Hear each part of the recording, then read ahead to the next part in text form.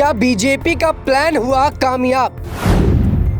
8वें समन से बौखलाए झारखंड सीएम। आखिर क्यों ईडी को भेजने पड़े 8 समन?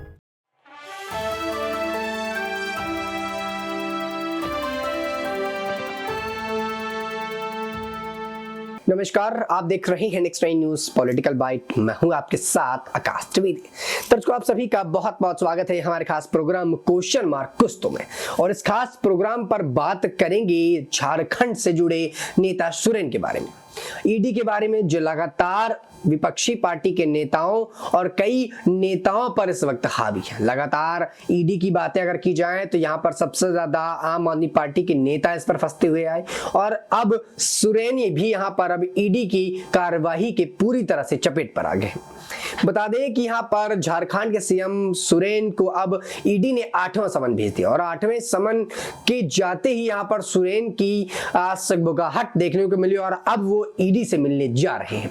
इससे पहले 7 समन पहुंच चुके हैं उनके पास, लेकिन ईडी से मुलाकात करने के लिए वो नहीं पहुंचे और ये अंतिम समन था ईडी का, जिस पर झारखंड के सीएम सुरेन को भेजा गया और इस पर कहा गया कि ये अंतिम मौका है, वरना सीधे अब गिरफ्तारी होगी।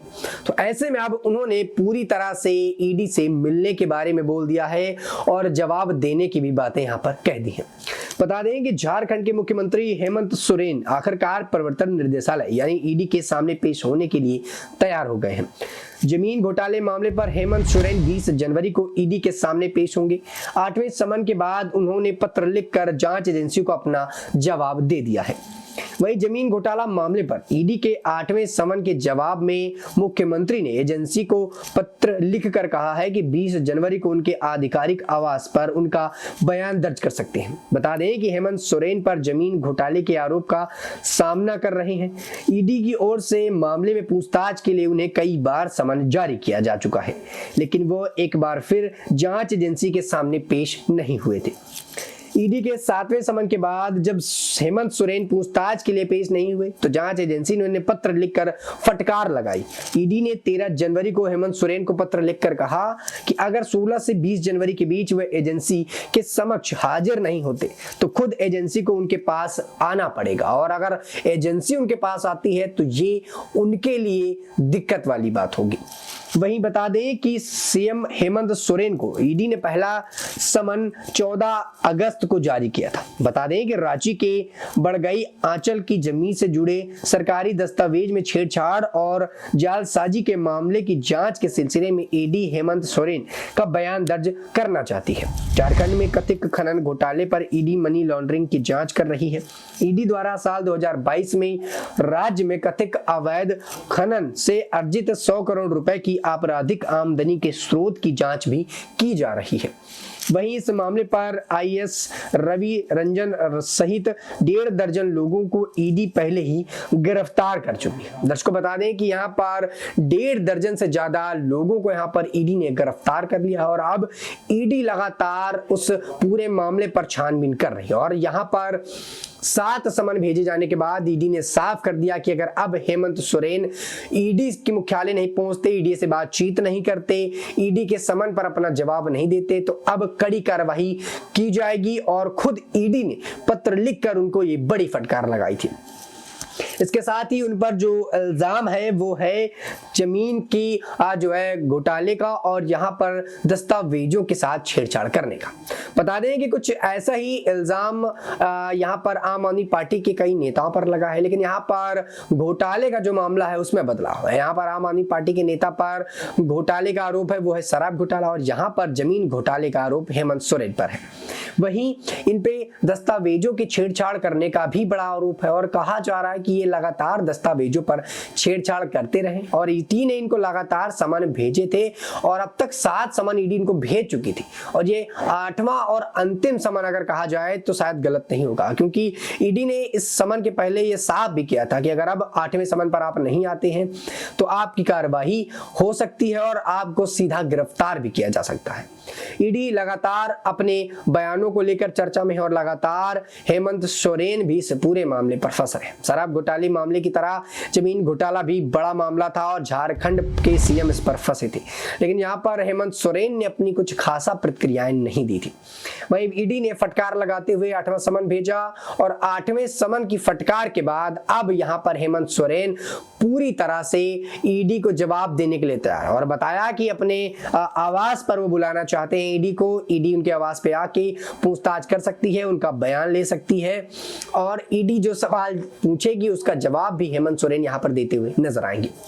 वहीं बता दें कि इस मामले पर मनी लॉन्ड्रिंग की जांच तब शुरू हुई जब ईडी ने जुलाई 2022 में राज्य में अवैध खनन के मामले पर सोरेन के राजनीतिक सहयोगी पंकज मिश्रा और उनके साथी कथित सहयोगी के परिसरों पर छापा मारा और टोल प्लाजा निविदाओं के संचालन में कथित अनियमितताओं और अन्य राज्य में अवैध खनन की घटनाओं की जांच के तहत झारखंड की साहिबाजगंज, बरहेट, राजमहल, मिर्जा चौकी और बरवा में 19 स्थानों पर छापेमारी की। और उसके बाद उन्हें जो रिजल्ट देखने को मिला, उनके बाद जो ये सब पूरा मामला देखने को मिला, उसके बाद यहाँ पर हेमंत सोरेन के ऊपर कार्यवाही ईडी ने शुरू कर दी। हालांकि जिस प्रकार का माहौल इस वक्त देखा जा रहा है, इसको लेकर ईडी लगातार अपने काम को लेकर चर्चा में है और ऐसे में ईडी लगातार नेताओं को टारगेट कर रही है और कहा यह जा रहा है कि विपक्षी पार्टी के जो नेता हैं उनको ही ईडी यहाँ पर टारगेट कर रही है। जो विपक्षी पार्टी के नेता हैं उन्होंने खुद बयान दिया है कि ईडी बीजेपी के दबाव में है और बीजेपी के कहने पर, बीजेपी के ही बोलने पर यहाँ पर ईडी लगातार लोगों के घर पे छापेमारी कर रही है। ईडी यहाँ पर समन भेज रही है और जबरदस्ती की चीजों पर घसीटने का काम कर रही है। ऐसे में बीजेपी पार्टी के नेताओं की प्रतिक्रिया तो इस पर वाकई में कुछ नहीं आती, लेकिन ईडी इस पर बोलती है कि स्वतंत्र एजेंसी है और वो उस हिसाब से काम करती है। जब उन्हें शंका होती है तभी जाकर किसी के घर में छापेमारी की जाती है और ईडी तभी किसी को यहाँ पर पकड़ने की या समन भेजने की बातें की जाती है। फिलहाल झारखंड के सीएम के पास समन जा चुका है। अब वो इस समन पर अपने जवाबों को देने के लिए भी तैयार है और उन पर कई आरोप है। एक तो जमीन घोटाले का आरोप है उन पर कि उन्होंने जमीन पे कब्जा किया है, जमीन के घोटाले किए हैं। दूसरा आरोप है कि उन्होंने जो दस्तावेज थे, जो सरकारी दस्तावेज है, उनके साथ छेड़छाड़ किया, उन्हें बदलने का प्रयास किया है, जो कि कानूनी तौर पर गलत है और इसको लेकर सजा भी हो सकती है। फिलहाल ईडी ने उनको पूरी तरफ से 8वां समन भेजा और 8वें समन पर पेश होने की हिदायत दे दी है और ऐसे में अगर वो पेश नहीं होते हैं तो इससे कहीं ना कहीं झारखंड की सियासत पर एक और नया भूचाल सा देखने को मिल सकता है और हेमंत सोरेन पूरी तरह से यहाँ पर फंस सकते हैं। वहीं ईडी के सामने अब उनको पेश होना ही पड़ेगा और खुद उन्होंने पेश होने की इस बात को जाहिर कर दिया है। दर्शकों, अब देखना होगा कि आखिरकार ईडी आगे और क्या कार्यवाहियां करती है। क्या हेमंत सोरेन यहाँ पर पूरी तरह से फंस जाएंगे? क्या हेमंत सोरेन ने यहाँ पर जो घोटाले किए हैं और जो दस्तावेज में छेड़छाड़ किए हैं इसको लेकर अब उनको सजा भी हो सकती है? और क्या ईडी अब आम आदमी पार्टी के नेताओं पर भी यही हथकंडा अपनाएगी? क्योंकि अगर देखा जाए तो केजरीवाल को भी अब तक यहाँ पर 4 समन ईडी भेज चुकी है, लेकिन अब क्या ईडी और उनको समन भेजेगी? क्या उन समनों से पहले उनको गिरफ्तार कर लेगी? ये कई बड़े सवाल उठते हैं। दर्शकों, इस पूरे मुद्दे पर आप अपनी क्या राय रखते हैं हमें नीचे कमेंट सेक्शन में जरूर बताइएगा। फिलहाल के लिए इतना ही। देश दुनिया की तमाम खबरों से जुड़े रहने के लिए आप देखते रहिए नेक्स्ट 9 न्यूज़ पॉलिटिकल बाइट।